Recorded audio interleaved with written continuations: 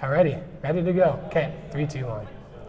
Mike Still for the Sideline Showdown. Here with the starting Manitoba Bison slot back, AK Gassama. How you doing tonight, man? Doing good, I'm doing good. Thank you for having me on the show. Yeah, appreciate your time, man. Obviously, it's a busy time of the year. You guys are prepping for UBC this coming weekend. So yeah, I really thank you for being here. It means a lot. Most definitely, it's a big game for us, so excited to just sit down and kind of unravel before then. Absolutely. Let's start off all the way back at the start, man, with where you grew up, sort of your living situation, family background and that prior to football, and just sort of the roots of your life.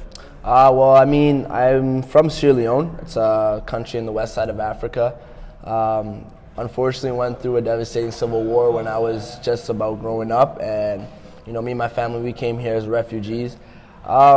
I actually had the opportunity to go back last year, and for me that was a very good trip going back since I've been there, because I was born there, but I don't really have all the recollection as how I was until 18. I get to actually understand and see things. So I went back last year right after the football season, and for me it was just amazing to kind of just gain back that perspective, gain another motivation, and really see where I come from and understand it. My parents have always taught us our culture and always remembering where we came from. Like my mom always says, if you don't know where you're going, know where you come from, and it shall lead you.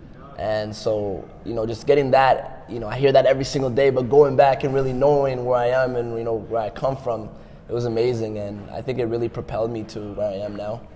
That's amazing. That is very powerful stuff, and a story obviously very uncommon. Not a lot of people with that kind of background that are in the position you're in, obviously, with the Bisons right now. I want to just sort of pause on that for a second. Okay. What are your recollections when you were younger of being in Sierra Leone? Do you have many, or do you think back? Very, very faded memory, but I remember I always have this one dream, and it's my mom always actually telling me it's real, of just me playing in the village where my grandma was from, and I'm just playing with the kids. And at that point my dad was still working in Freetown while the war was going on, but we were in the village. So at that time I was remember me playing around, very vivid, very not the best memory, but everything that I do know of the memories from my mom. My mom has been telling us, for her, especially when she had me and she had my brothers, we were going village to village, just kind of running away from the war that was going on. Rebels were coming in and they were attacking the villages. So for us, we're kind of always on the move. And I always say, for me, it's a blessing to be here at the end of it. It was devastating, and Sierra Leone, obviously now we're in a better place. It's a lot more stable. It's not how it was before, but just knowing where I come from, it's not too hard for me to look anywhere for motivation. So yeah, that's for sure. You've been through a lot, obviously still growing and maturing, but great mindset perspective you've got right now at this point in your life. Moving to Canada, what were some of the first emotions you had? What did you feel when you got off the plane and you're like, all right, well, okay, I'm in Canada, I'm living here now?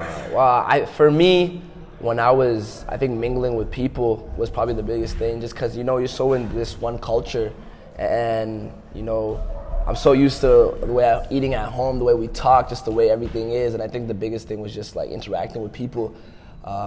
At that point when I was starting, because I came here when I was about 4, so my memory's still it's a little still faint, but I still remember just interacting with others. And I kind of did feel a little bit left out, because everyone with the school I went to too, there wasn't much black people there too, so it was kind of a little bit left out. But I was quick to make friends. It's just my personality. I'm always willing to go and talk to people, just because I understand not everyone gets that chance to always be with people. So when I was in that situation, I just tried to make the best of it. Makes sense. Again, a great perspective to have. Now let's talk about football, man. I mean, when did you start becoming interested in playing football, and how did you develop into being such a excellent player on the field at receiver? I mean, football started for me when I was about 4th, 5th grade. Before that, I was playing basketball and track, and I come from a soccer family, which was really heavy in.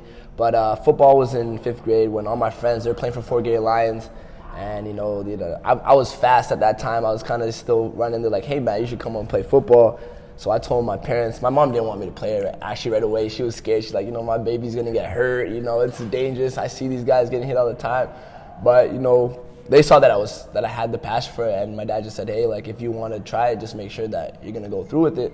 And so 5th grade, I went and signed up with Fort Gay Lions, started with a bunch of my friends there, and from there it's been history. Have you always played receiver, or like why'd you want to play receiver in first place? So I started off all over the place. They kind of just used my athletic ability. I started playing safety, I played corner, I played running back, I played a little bit of quarterback, but it wasn't until about the 9th grade when I tried out for the provincial team.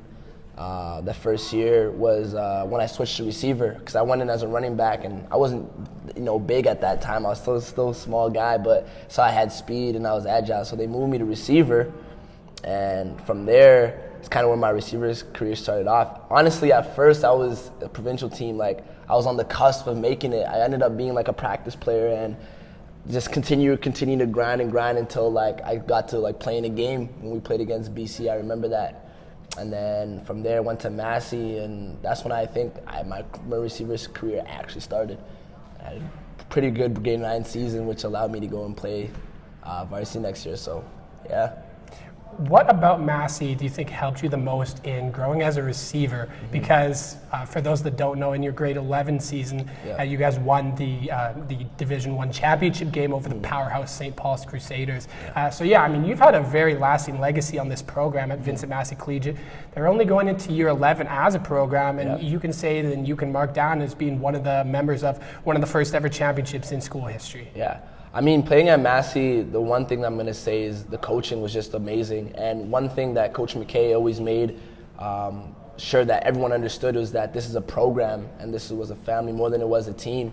So, doing things like the little things, we had things like pregame meal, we had Mother's Day, like recollection to remember our mothers, our fathers, and we do a lot of community work. And I think because of that, a lot of us were coming from different places. Obviously I had my friends there, which was definitely a reason for me going there, but doing all those little things I think really made our team a lot more closer, and it made us a lot more unified in everything that we did. And I really appreciate that, because some programs that I know of, unfortunately they don't have that same access to what we did, and just those little things that helped us build. But I think those were the really important things. And on top of that too, like I said, like just coaches who wanted to just want to see me grow. I think growth was the most important thing for me, just getting better each and every day, and coaches who were willing to help me reach that. So certainly. I mean, you were, and then obviously transitioning now to university, you were amongst a highly recruited crop of players that also included guys like Andreas Dueck, starting quarterback at McMaster. Eric Bajowski's also on the McMaster team now. Guys that are doing big things, of course. Why did you choose Manitoba, and what were some of the biggest lessons you learned right when you came here for your first season in 2017? I mean, for me, choosing Manitoba was very easy. Like, I knew if I was going to play CIS football, I wanted to be at home. I wanted to be where my family was. I wanted to be where I grew up and, knew everybody I'm familiar with. And, Coach Dobie was amazing when recruiting me, just welcomed me and just felt like it was just family right away. I've been talking to Dobie since I've been in the 10th grade, and it's just always been it's been more than just a recruiting relationship. It's kind of been, like, hey, like this is family, and it just felt very, very easy and natural for me to come here.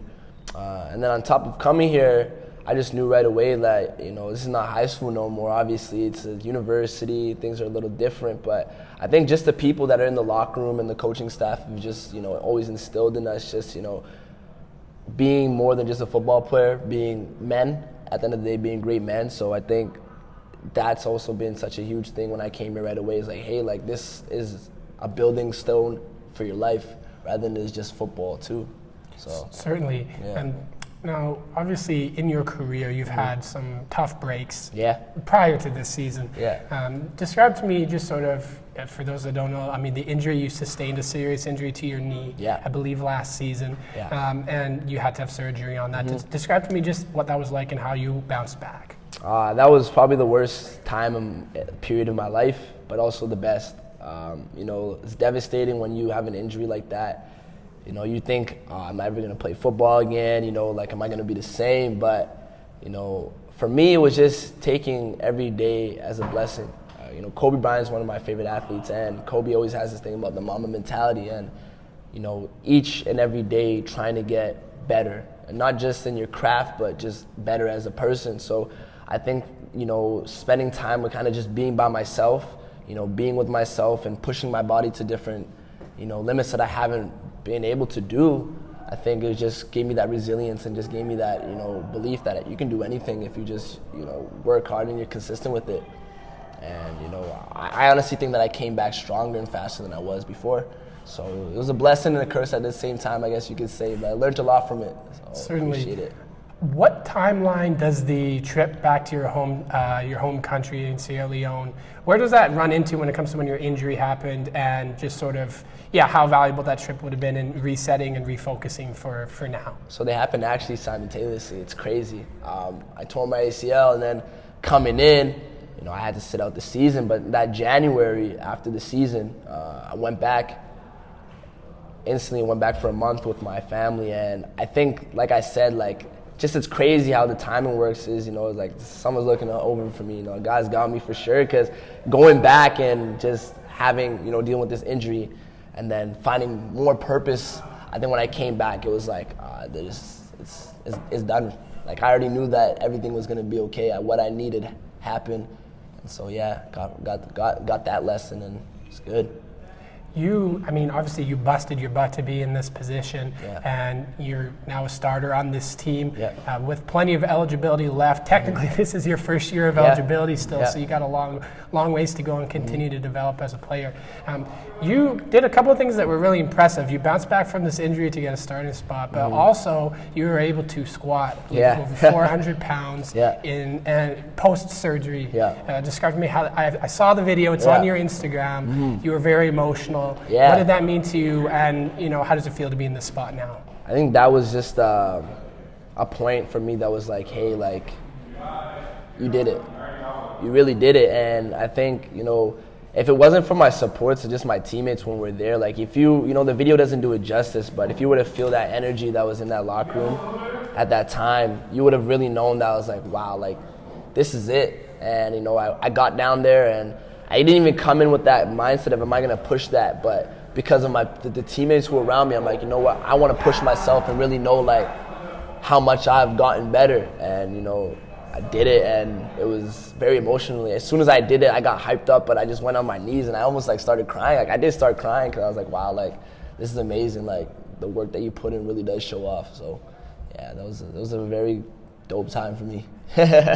And you've put it all together on the field here now. You're amazing in practice all the time too. Your speed is on display. I believe you're the fastest player on the team. You raced Shea a few weeks ago and proved that. So that's what your specialty is. Your specialty is your speed on the field. How long did it take for you to sort of hone in on that? And obviously, why do you think you're so successful at the position you're at slot back? I think for me is knowing. I wasn't always the biggest guy, but I realized what I have, I would make the best of it. And, with my speed, it's you might be able to get a lick on me or whatever, but if you can't touch me, if you can't keep up with me, it doesn't matter what you do, right? Football is a game of inches, and if I'm able to create separation, all I need is a little bit of separation, then I'm good.